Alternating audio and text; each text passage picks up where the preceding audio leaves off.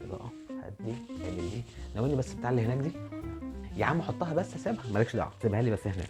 اصبر بقى يا عم باللخمه اللي انا فيها دي اصلا. يا عم اصبر، هنظبط الدنيا دلوقتي. الدنيا تمام؟ ماشي. يا سخن بقى لنا فتره. بسم الله الرحمن الرحيم.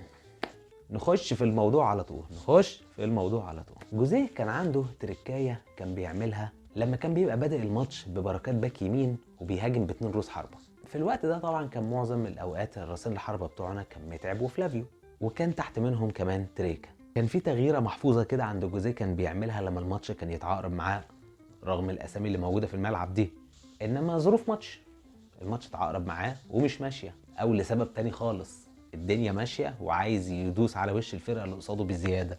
كان بيعمل تغييره كده كانت بتخلي المدرب اللي هو بيلعبه يحصل له ايرور.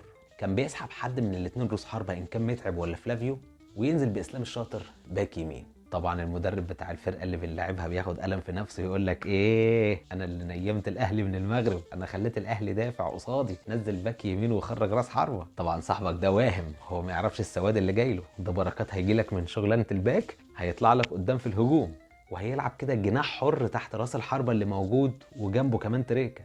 كنت بتلعب اتنين روس حربه صراح، ودلوقتي بقى راس حربه واحد بس. بس بص حضرتك، راس الحربه ده تحتيه مين؟ ده تحتيه تريكا وبركات. ده اللي جاي سواد سعادتك. ليه بحكي الحدوته الطويله العريضه دي؟ عشان عايز اقول ان مش عشان بلعب باتنين روس حربه يبقى ده انسب واسرع طريقه للوصول للجون. في طرق كتير ممكن تستخدمها عشان تسهل السكه لحته البتاع الجلد دي اللي منفوخه هوا انها تدخل جوه الشبكه. هو ده الغرض كله من اللعبه. طبعا التواجد الهجومي شيء ايجابي ما ننكرش ده، بس لو اتعقربت الدنيا وبتلاعب واحد حافظك وعرف ان انت عندك اتنين روس حربه وانا عندي اتنين مساكين جامدين ومسكناهم وخلصت الليله، ايه العمل؟ هنحط ايدينا على خدنا ونصوت؟ في الحالات دي المدرب بيلجأ، في الحالات دي هو في ايه؟ في الحالات اللي زي دي المدرب بيلجأ انه بيخلق مهام غريبة لمراكز اغرب جوه الملعب عشان تربك حسابات الكوتش اللي بتلعبه والفرقة كلها. الحقيقة ان خلق المراكز الوهمية دي وصل للحد بيه ان انت اخترعت مهاجم، ولكن مهاجم وهمي. شوف العظمة، احنا نعمل اي حاجة عشان نوصل للجون حتى لو هنخترع مهاجم بس وهمي. كده مش موجود، ده هو مهاجم بس وهمي. وكل شيخ وله طريقة بقى، اللي يجيب لك لعيب مركزه اصلا 10 ويقول لك خلاص ده المهاجم الوهمي بتاعي، اللي يزق بركات من مركز الباك اليميني يخليه جناح حر تحت راس الحربه، اللي يخلي ديفندر من ديفندرات فرقته يخش جوه ال 18 ويبقى هو راس الحربه التاني بشوقك بقى. لذلك لو تفتكر كانت ناس كتير تهاجم كولر وتقول له يا عم انت ليه بتلعب بثلاثة في نص الملعب؟ احنا بنلعب مين عشان نلعب مع بثلاثة في نص الملعب؟ ليه يا عم حرام عليك؟ يا حبيبي شوف الاول الثلاثة اللي في نص الملعب دول بيعملوا ايه؟ هل الثلاثة واقفين تحت الكورة وبيدافعوا ولا فيهم حد عنده مهام هجومية وبيزيد هو؟ الحقيقة ان احنا زي ما ذكرنا الخدعة اللي كان بيعملها جوزيه، فنقدر نقول ان كولر برضو كان عنده خدعة كانت متمثلة في حمدي فتحي.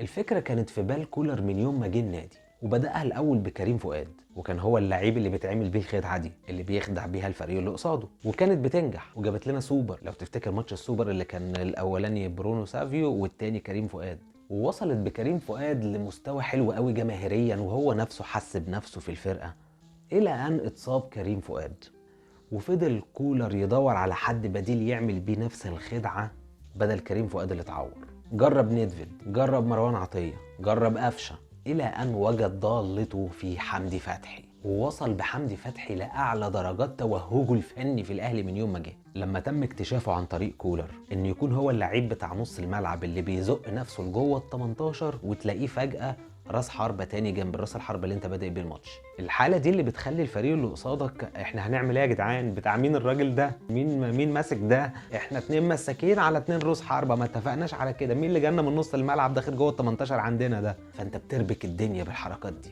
هي دي الزتونة واللعبة كلها. وارجع بالذاكرة كده شوف بقى حمدي فتحي في مركزه ده عمل ايه.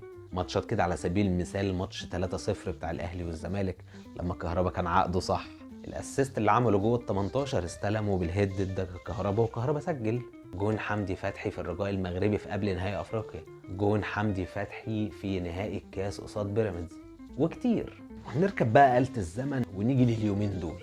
زي ما حكينا ان جوزيه كان يخرج راس حربة ويزق الباك اليمين لقدام، تلاقي الاهلي بقى احلى وبقى يوصل للجون اكتر. كولر كان يلعب براس حربة وحيد و3 في نص الملعب، بس منهم واحد بيزق نفسه جوه ال 18، فبقى عندك 2 راس حربة، واحد منهم اسمه راس حربة بس التاني ديفندر وزق نفسه جوه ال 18، وتلاقي الاهلي سجل وجاب اجواه احسن من ما يكون بيلعب ب2 راس حربة.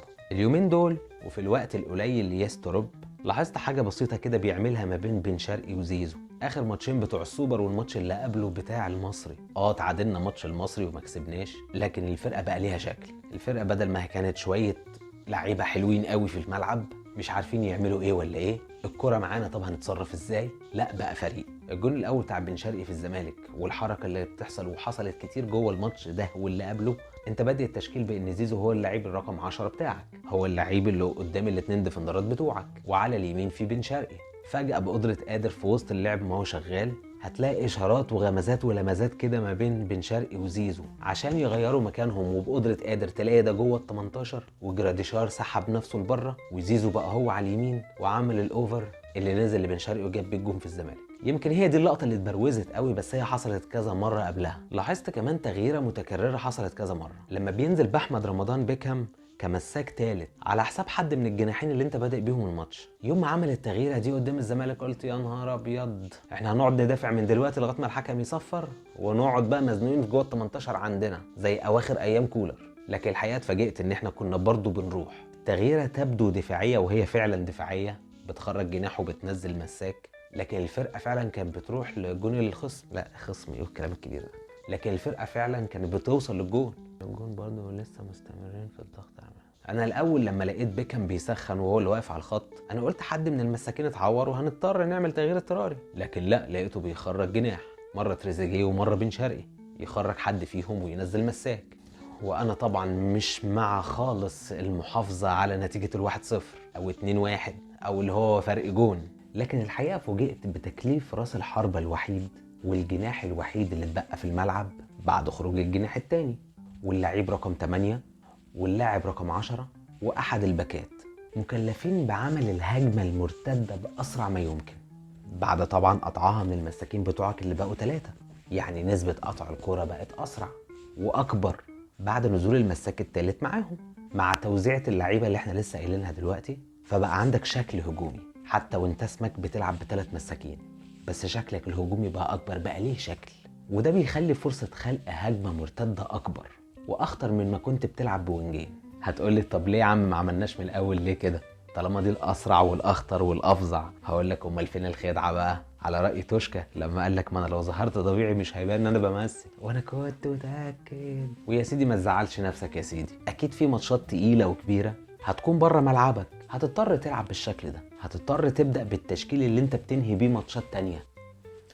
فحتى الان زي ما قدرنا نقول ان جوزيه كان ليه خدعه وقلنا ان كولر ليه خدعه، فحتى الان مستر تروب تعتبر دي خدعته حتى الان، اللي فعلا فاجئتني بعد ما قلت يا ساتر يا رب هنفضل ندافع من دلوقتي لاخر الماتش، انا معقد من الموضوع ده، الا ان لا، لقيت شكلنا كويس وبرضه احنا مكلفين بان احنا نروح للجون، حتى بعد ما اظهرت قدام الجميع ان انا نزلت مساك اهو وخرجت وينج اهو، فبعترف لكل اللي موجودين ان انا هنكمش او هرجع لنص ملعبي، لكن لا، اكتشفت ان احنا بعدد المهاجمين الاقل رحنا للجون برضو مرة واثنين وثلاثة. عامة حتى يكون الحكم مكتمل على مستر تروب محتاجين نشوفه في ماتشين 3 افريقيين تقال، نشوف ساعتها تصرفه هيبقى عامل ازاي، ونشوف هيقدر يوصل للدرجة اللي تخليني اغير اسمي على الفيسبوك من اسمي لاسمه زي ما عملت مع مستر كولر قبل كده،